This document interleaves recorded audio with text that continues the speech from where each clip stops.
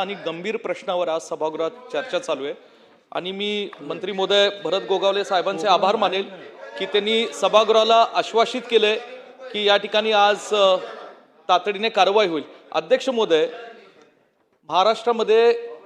सांगली जिल्हा हा महाराष्ट्रातला आणि हिंदुस्थानातला सर्वात अग्रेसर जिल्हा आहे द्राक्ष उत्पादनामध्ये आणि आमचे सहकारी रोहितजी पाटील ते तासगावचं लोकप्रतिनिधित्व करतात, परंतु ते सांगली जिल्ह्याचे आमदार आहे। तासगावच्या पाठोपाठ मिरज तालुका आणि माझा पलूस तालुका, या पलूस तालुक्यातले शेतकरी अत्यंत चांगले द्राक्ष उत्पादक शेतकरी आहेत। अध्यक्ष महोदय, गेल्या काही वर्षांपासून अनियमित पाऊस आणि बाजारपेठेत होणाऱ्या चढ उतारामुळे द्राक्ष उत्पादक शेतकऱ्यांमध्ये प्रचंड मोठी घट झालेली आहे आणि ह्याच्यामुळे जे काही कीटनाशक असतील, रसायन खतांवर होणारा खर्च असेल शेतकऱ्यांचा, हो जो काही शेतकऱ्यांवर आर्थिक बोजा दिवसेंदिवस वाढत चाललेला आहे आणि अनियमितता जी हवामान आणि वातावरणाची,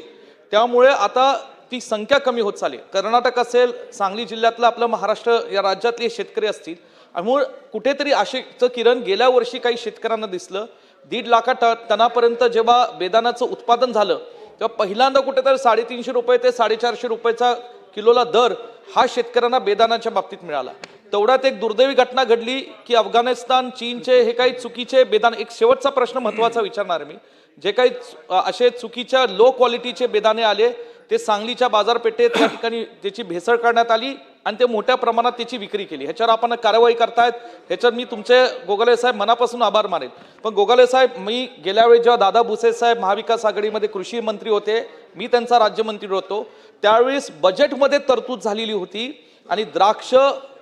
कृषी म्हणजे संशोधन केंद्र हे सांगली जिल्ह्यामध्ये आम्ही मंजूर केलं होतं, कारण नाशिकच्या पाठोपाठ सांगली जिल्ह्यातल्या मिरज, पलूस आणि तासगाव तालुक्यात आणि इतर तालुक्यात सुद्धा हे द्राक्ष उत्पादन शेतकरी मोठ्या प्रमाणात क्वालिटीचे हिरव्या आणि काळ्या प्रकारचे द्राक्ष करतात आणि त्यातनं बेदाण्याचं उत्पन्न चांगलं होतं। तर माझी विनंती अशी आहे की त्याला मंजूर झाली होती, बजेटची तरतूद त्याला झाली होती, कारण द्राक्ष या फळावर जे काही या ठिकाणी दौचा परिणाम होतो त्याच्यावरही संशोधन करून उपाययोजना शेतकऱ्यांना मदतीच्या कराव्या। आणि म्हणून माझी आपल्याला नम्र विनंती आहे की हे कृषी द्राक्ष संशोधन केंद्र हे सांगली जिल्ह्यातल्या आमच्या द्राक्ष उत्पादक शेतकऱ्यांसाठी त्याच्यावर तातडीने कारवाई व्हावी, त्याचा निधी उपलब्ध करून द्यावा आणि ते कुठेतरी आता हवेत पडलंय का कुठं धूळखात पडलंय शासनाच्या कुठल्या तरी याच्यात, त्याच्यावर आपण लक्ष घालून गोगावले साहेब, तुम्ही कार्यक्षम मंत्री आहात, ते मला आम्हाला जिल्ह्याला मंजूर करून द्याल असा मला विश्वास आहे।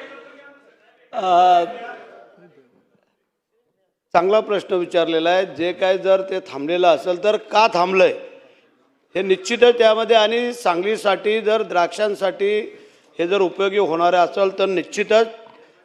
मी मगाही सांगितल्याप्रमाणे मुख्यमंत्री, उपमुख्यमंत्री आणि रोहितने जे प्रश्न विचारला त्याच्यावरती आपल्यालाही बोलवतो आणि हाही विषय त्याच्यामध्ये निगडीत काढून तुम्हाला न्याय देण्याचा प्रयत्न। हो बजेट